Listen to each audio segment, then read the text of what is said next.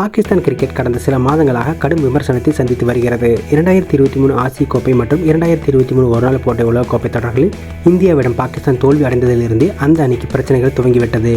அணியின் பயிற்சியாளர் குழு மொத்தமாக மாற்றப்பட்டது. தேர்வுக்குழு அணியின் இயக்குனர், கேப்டன் என எல்லோரையும் மாற்றியும் அந்த அணி வெற்றி பாதைக்கு திரும்பவில்லை. இதனிடையே பாகிஸ்தான் கிரிக்கெட் அமைப்பும் மாற்றப்பட்டிருக்கிறது.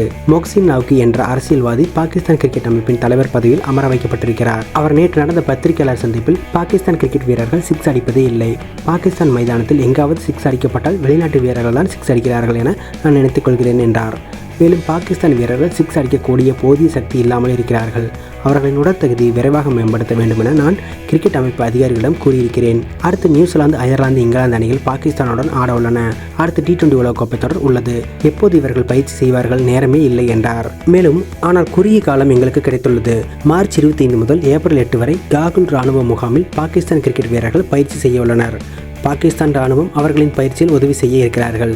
இது கிரிக்கெட் வீரர்களுக்கு உதவும் என நம்புகிறேன் என அவர் கூறியிருக்கிறார். கிரிக்கெட் வரலாற்றில் ஒரு கிரிக்கெட் அணி சரியாக ஆடவில்லை என்பதால் ராணுவ முகாமுக்கு பயிற்சி அளிக்கப்பட்டதாக இதுவரை நடந்ததே இல்லை.